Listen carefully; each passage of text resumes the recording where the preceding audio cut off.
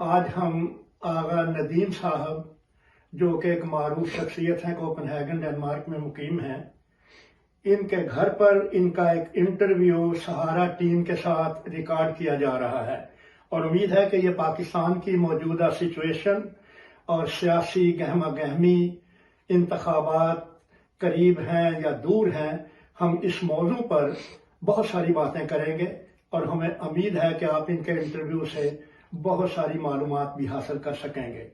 آغا ندیم صاحب، جو کہنا ہے سچ کہنا ہے، سچ کے سوا اور کچھ نہیں کہنا۔ سوال میرا آپ سے یہ ہے آغا ندیم صاحب کہ کسی بھی سیاسی پارٹی کے مشیر یا وزیر کو الیکشن کے موقع پر اس کی پارٹی اگر ٹکٹ نہیں دیتی تو وہ اپنی ہی پارٹی پر کیچڑ کیوں اچھالنا شروع کر دیتے ہیں؟ بہرحال میں سب سے پہلے آپ دونوں ساتھیوں کا بہت شکریہ کہ آپ نے مجھے اس قابل سمجھا کہ بھی میں آپ کی کچھ باتوں کا جواب دے سکوں ان پولیٹیکل حوالے سے۔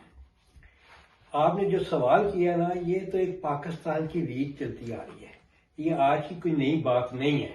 یہ اگر آپ پاکستان کی تاریخ، پولیٹیکلی تاریخ لیں نا، تو جو بھی پارٹی آئی ہے اس میں بہت سے ایسے لوگ ہوتے ہیں جو کہ پارٹی لیڈر کو مس گائیڈ کرنے کے کام پر لگے ہوتے ہیں۔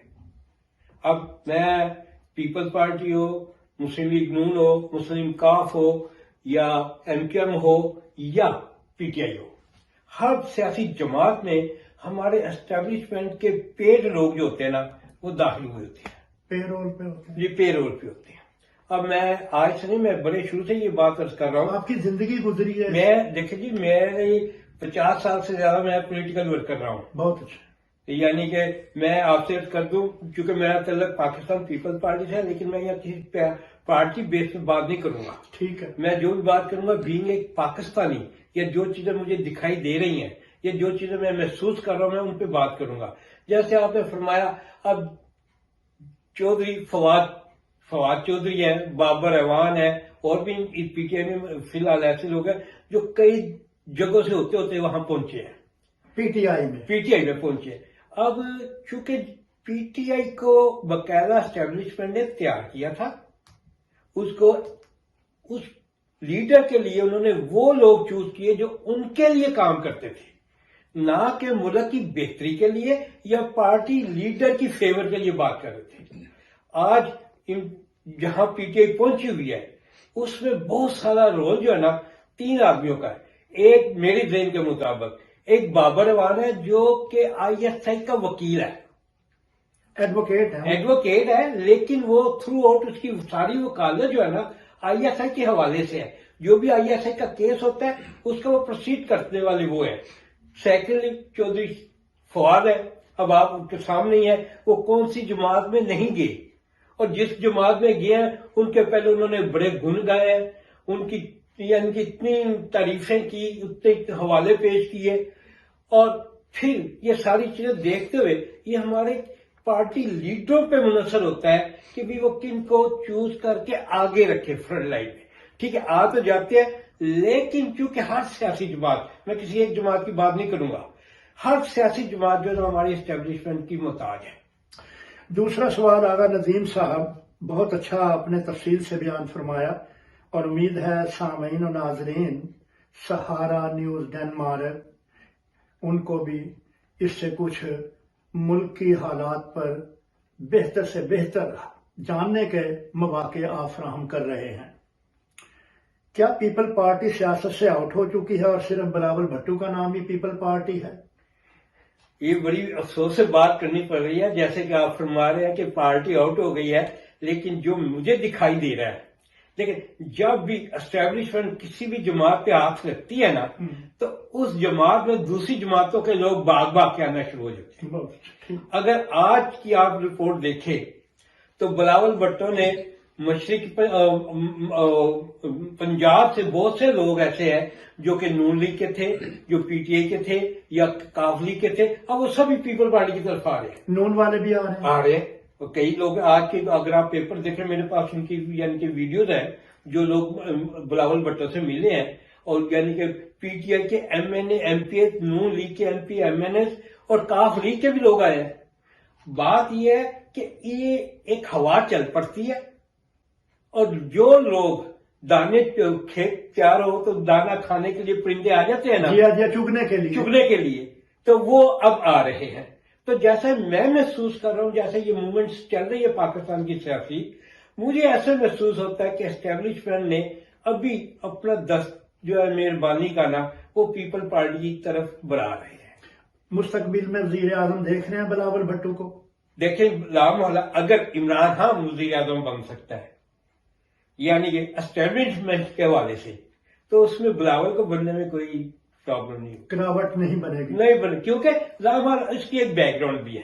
اور پھر میں آپ سے ایک بات عرض کر دوں کریں کہ ابھی جو موجودہ فنڈ پالیسی چل رہی ہے، اب آپ دیکھیں بلاول نے اپنی اس پوسٹ سے پاکستان کو کہاں سے کہاں پہنچا دیا. میرے وطن میں، آپ کے وطن میں، پاکستان میں سونا ہے، تانبا ہے، پیٹرول ہے، کوئلہ ہے اور سرخ نمک کی میلوں تک پھیلی ہوئی چٹانیں ہیں، کانے ہیں. لیکن پاکستان کے اندر غریب آدمی کا بچہ بی اے پاس ہو یا ایم اے پاس ہو تو وہ روٹی کمانے کے لیے، فیملی کے لیے، اپنے ماں باپ کے لیے فٹ پاتھ پر بریانی کیوں بیچ رہا ہے؟ یہ ہماری قوم کی بدقسمتی نہیں ہے، یہ ہمارے ان لیڈروں کی بدقسمتی ہے جنہوں نے اپنی ذاتی اغراض کے لیے، اپنے مفادات کے لیے ہم جیسے لوگوں کو، ہمارے غریب عوام کو اس حد تک تکلیفیں پہنچائی ہیں. لیکن پھر بھی ایک بات ہے کہ ہماری قوم، ہمارے وہ عوام جو گزشتہ 70 سالوں سے پس رہے ہیں، آج تک وہ ہوش میں نہیں آئے. آج تک وہ اگر آج میاں آ جائے گا تو اس کے کہے میاں دے نعرے وجن گے، عمران خان آ گیا تو شیر دلیر ہے، عمران خان دلیر ہے، یا پیپل پارٹی کا یا کوئی بھی آ جائے گی تو عوام اس کے پیچھے چل پڑتی ہے. جب تک ہم لوگوں میں ایک سیاسی شعور بیدار نہیں ہوگا، جب تک ہم اپنی عوام کو بیسکلی ایجوکیشن نہیں دیں گے، ہم کوئی ڈیسیژن نہیں لے سکتے. یہ قصور کس کا ہے کہ جو ایجوکیشن عوام کو نہیں مل رہی؟ ہمارے لیڈروں کا، یہ ہمارے ان کے بچے تو بیرون ملک تعلیم لیتے ہیں. کون ہے جو ہمارے کون سے ایسے لیڈر ہیں جن کے بچوں نے پاکستان کے اسکولوں میں پڑھا؟ لیکن پھر میں یہ بات کر دوں، میر مرتضی بھٹو، شاہ نواز بھٹو کراچی کے اسکولوں میں پڑھے تھے. بہت اچھا. میں یعنی کہ یہ بات عرض کر دوں، اب یہ میاں برادران ہے، یہ خود تو یعنی کہ پاکستان میں ہی پلے بڑے ہوئے، یہ تو حادثاتی طور پہ لیڈر بن گئے میاں برادران. یہ اگر آپ ان کی بات دیکھیں تو اس میں کوئی ایسی چیز نہیں تھی، لیکن چونکہ وہ ایک ایسا دور آیا ضیاء الحق کا جس کو لوگوں کی ضرورت تھی، اس نے ان کو یعنی کہ آگے بڑھنے کے موقع دیے. اب دیکھا جائے میاں نواز شریف ایک گریجویٹ بندہ تھا، اس کو وزیر خزانہ بنا دیا چونکہ وہ ایک کاروباری تھا. تو لیکن چونکہ اس زمانے میں کوئی بندہ اپنی آواز بلند نہیں کر سکتا تھا کسی بھی پالیسی کے خلاف، تو لہذا اس وقت اس حکومت کو ان لوگوں کی ضرورت تھی جو انہیں سر تسلیم اوکے کرتے رہے. میاں برادران کو کیوں انہوں نے سیاست میں اتارا جنرل ضیاء نے پیپل پارٹی کے فرنٹ کے طور پر؟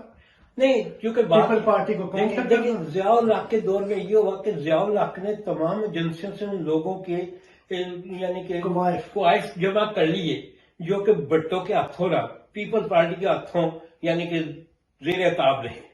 چونکہ میاں برادران کی ایک فیکٹری تھی اتفاق فاؤنڈری، تو وہ جب نیشنلائز کی گئی تو وہ میاں صاحب تو بے اتھے ہو گئے، ان کے والد، ان کے بھائیوں سب بیکار دیا. ماں نے اتنی محنت کر کے، چونکہ اخراج کی انہوں نے مشین لگائی ہوئی تھی رام گلی لاہور میں، امرتسر میں بھی ان کی اخراجی کی مشین تھی. تو یہ جیسے کہ کبھی مریم کہتی ہے جو آبا و اجداد ہمارے امیر ترین لوگ تھے، تو یہ عوام کو ایک غلط بیانی کرتے ہیں. اپنی حقیقت اصلیت بتاؤ تاکہ آپ یہ کہو کہ ہم کہاں سے اٹھ کے کہاں تک پہنچے. ایک بھائی کہتا ہے جی ہم کسان تھے، میاں شہباز شریف کہتے ہیں جی میرا باپ کسان تھا، اور میاں نواز شریف کہتے ہیں جی میرا باپ کاروباری تھا. تو دونوں بھائیوں کا اپنے باپ پہ متضاد بیان جو ہے نا، یہ بتاتا ہے کہ ان میں کتنی قابلیت ہے، کہ ان میں کتنی ذہانت ہے، اور وہ کن باتوں. اور اسی بات پہ میں آتا ہوں، عمران خان صاحب جو ہے ماشاءاللہ بڑے ہائیلی کوالیفائڈ ہے، لیکن ان میں نا ایک ویژن نہیں ہے. وہ آج ایک بات کرتے ہیں، دوسرے دن اس کو منفی کر دیتے ہیں. تو ہم لوگ جو ہے نا، پھر میں اسی بات پہ آ جاتا ہوں کہ ہم لوگوں میں ابھی تک اتنا شعور نہیں ہے کہ ہم سچ کو سچ مانیں اور جھوٹ کے سامنے اقرار کر کے بھی آپ لوگ بہت بات کرتے.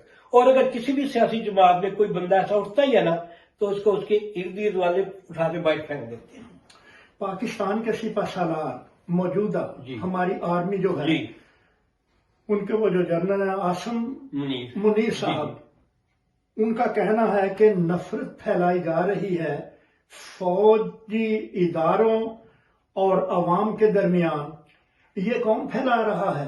یہ سیاستداں یا کوئی؟ آپ اس کی ذرا وضاحت تو کر دیں. جی میں یعنی کہ زرداری کے حوالے سے بات کروں گا. کریں گا، آپ کھل کر کریں. جی، انہوں نے یہ بات کہی کہ آپ تو 3 سالوں کے لیے آتے ہیں اور ہم ساری عمر کے لیے ہیں، اور اگر آپ اپنے 3 سال کے دائرے میں رہے تو ٹھیک ہے، ورنہ ان سے اینٹ بچ سکتی ہے. اینٹ سے اینٹ بچ سکتی ہے. یہ زرداری صاحب کے بیانات تھے. انہوں نے یہ بھی تو کہا تھا کہ بلّہ رات کو دودھ پی جاتا ہے. جی جی. تو مجھے نہیں پتا یہ کس طرح کی شاعری ہے. اشارہ تو یہ سیدھی بات ہے کہ اشارے کہاں جاتے ہیں، اسی طرح جاتے ہیں جہاں سے ساری دوریں ہلائی جاتی ہیں. تو جب یہ بات کی تو اس کے چند دنوں بعد ہی جی جی زرداری صاحب واپس آ گئے. یعنی واپس آ گئے. یعنی کہ انہوں نے اپنی کئی بات جو تھی نا وہ غلط ظاہر کر دی کہ بھی میں نے اس پہلو میں نہیں، میں نے اس پہلو میں کی، لیکن فیکٹ یہی تھی. فیکٹ یہی تھا. فیکٹ یہی تھا، لیکن اس کو انہوں نے جو ہے انٹرپریٹ دوسری طرف کر. ملک میں لمبی لمبی جاگیریں جاگیرداروں کے پاس ہیں، وڈیرے اربوں خربوں کے سرمایہ دار مالک ہیں، اور میرے اور آپ کے ہم پاکستانی ہیں. ہم پاکستان کے عوام کا درد رکھتے ہیں، پاکستان سے محبت رکھتے ہیں. اور یہ سوال میں آغا صاحب اسی لیے آپ سے کر رہا ہوں کیونکہ یہ درد میں نے آپ کی گفتگو سے ابھی محسوس بھی کیا ہے کہ ہمارے بہن بھائی بھٹا مزدوری اور وہیں پر جیتے ہیں، وہیں پر مر جاتے ہیں. اگر وہ کہیں اور جا کر آزاد کام کرنا چاہیں تو ان کو انہوں نے غلام بنایا ہوا ہے. پہلے ان غلاموں کو تو آزاد کرا لو. بہرحال اسلم صاحب، بات یہ ہے کہ جب انگریزوں نے یہ محسوس کیا اب ہم نے یہاں سے نکلنا ہے تو انہوں نے اپنے کارندے جو کہ آلریڈی بچھائے ہوئے تھے ان کو جگیریں جدادیں دینی شروع کر دی، اسی وقت میں کہ آپ ہمیں وہ لوگ پرووائڈ کریں جو ہمارے لیے جنگ کر سکیں. آپ کو ہسٹری کا علم ہی ہوگا کہ بتائیں آپ. اس میں یہ جتنے بھی گیلانی فیملی ہے، مخدوم فیملیز ہیں جو آج گدی نشین بنے بیٹھے ہیں، جو جتوئی فیملی ہے، گیلانی فیملی ہے، جو جتنے بھی ہے، یہ شاہ محمود قریشی کے آباء و اجداد، ان کا کیا رول رہا؟ یہ یوسف رضا گیلانی کے آباء و اجداد کا کیا رول رہا؟ کیا انہوں نے مسلمانوں کو مروانے کے لیے اور لوگوں کو اکٹھا کر کے انگریزوں کے حوالے نہیں کیا؟ اور جتنے لوگ یہ دیتے تھے اتنے ان کی جگیریں مل جاتی تھی. تو مقصد یہ ہے اب ان کو یہ ایک، میں کہتا ہوں عوام دوسری کے عوض میں یہ جگیریں ملی ہوئی ہیں، اب وہ ناخدا بنے ہوئے ہیں. اور پھر میں وہی بات کرتا ہوں کہ ہم لوگ نا اپنی طاقت کو نہیں پہچان سکے. میں آپ کو پھر بات عرض کروں، بھٹو صاحب نے کہا تھا طاقت کا سرچشمہ عوام ہے. تو عوام ابھی تک نا ہم پھر ان وڈیروں کے ان کی غلامی کرنا قبول کرتے ہیں. توبہ نعوذ باللہ، میں نے تو یہ خود اپنے آنکھوں سے دیکھا ہوا ہے کہ دیہاتوں کا کیا عالم ہوتا ہے. چودھری بیٹھا ہوا ہے اور چل رہے انہیں لے آتے ہیں، نکالتے ہیں، کر ان کی بادشاہت ہے، اور کسی کو اتنی ضرورت نہیں ہوتی کہ بھی تم میری عزت سے کھیلنا چاہتے ہو وہ اس سے کوئی بات کر سکے. کسی نے کہتا ہے جی اب ہم نہیں آ رہے تو کیا کرنا.